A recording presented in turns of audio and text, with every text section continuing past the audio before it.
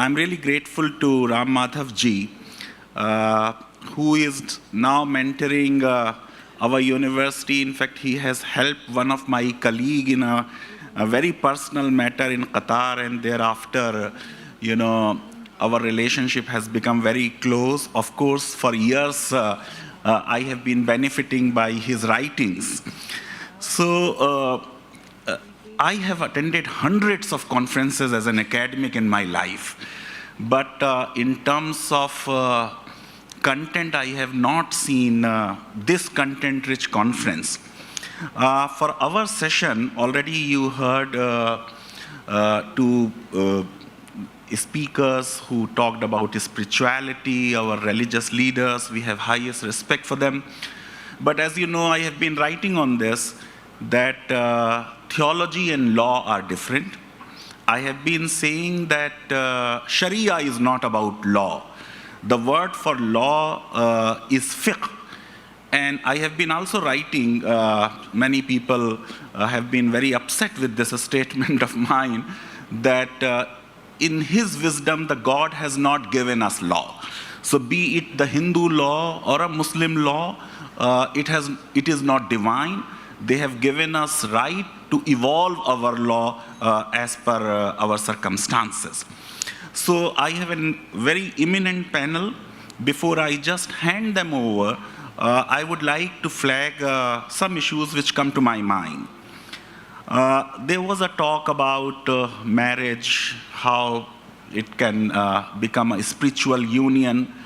But what are the challenges to retain marriage as an institution in the light of Supreme Court judgments on live-in relationship, on adultery, on homosexuality, to which Father made a reference, and the demands of legalizing same-sex marriages? Of course, Bishop said that we should show them compassion and respect, but is our society ready for 2049 to accept these kind of relationships is one question, and how it would affect the institution of marriage. Marriage as an institution has seen a lot of changes, from sacrament under Hindu law to a contract under Muslim law. It became a transactional thing under Muslim law because Arabs were basically traders. They saw everything as a transaction, and it was an influence of the Roman law. But now divorce rate is high. Belgium 72%, Portugal 68%, Hungary 66%, USA 44%. In India, we have a low divorce rate, just like UAE, about 0.25, but there is an increase. Should divorce remain very, very difficult? Whether a marriage which has become a hell should be continued, or should we make divorce easy? I know cases where people were married just for one night, but it took them 27 years to get divorced from the Supreme Court, and Supreme Court could not use any existing law. It had to invoke its extraordinary jurisdiction under Article 142.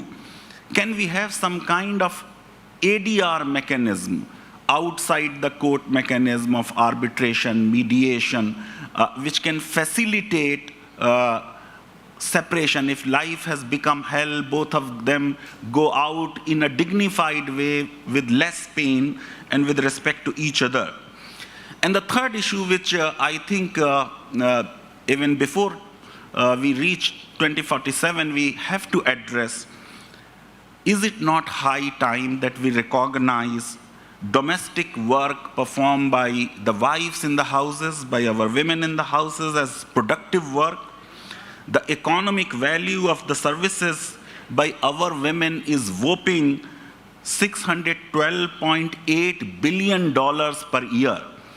And there was a census where we had put housewives along with prostitutes and beggars because we refused to recognize the economic value of their work.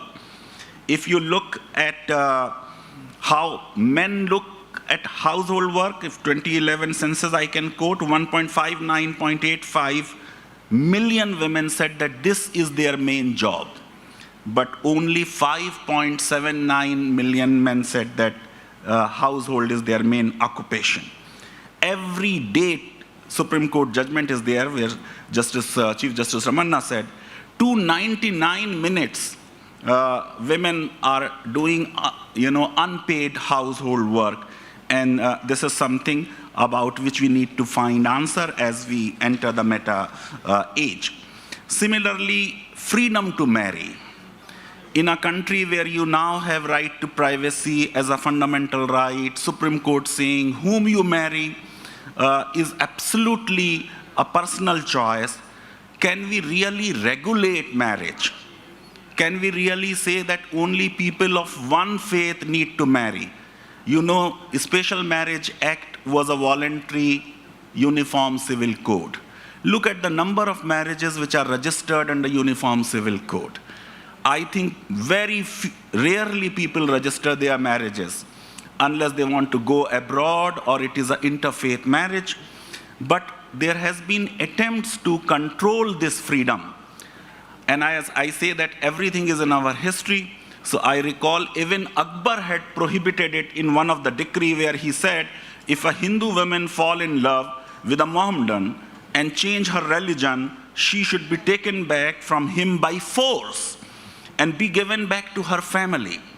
It may look good during monarchy, but it would not look good today when we are committed to civil liberties and right to privacy. What should we do about it in 2047? How do we get to realize the constitutional goal of uniform civil code? Getting uniform civil code on ground, should it polarize our society? I have been writing that more than uniform, we must get a just code. Legal pluralism is also an established tradition, but piecemeal reform must be done. So slowly we should initiate the process of reform. That's why I supported the government's increase in the age of girls for marriage, 21, but we need to be there. And finally, the issue which I feel that without causing much of the polarization and heated debate in the society can take care of marriage and family is prenuptial contracts and agreements. I think that is a way forward.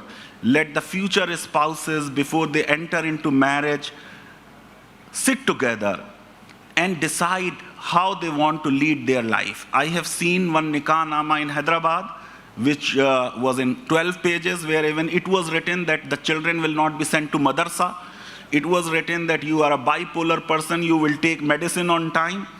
And I had collected more than a dozen nikah namas of Mughal era, largely from Surat, where they contained 4 conditions: no domestic violence, no second wife, no triple divorce, and you will not go out of matrimonial home for more than 6 months without making all the arrangements of maintenance.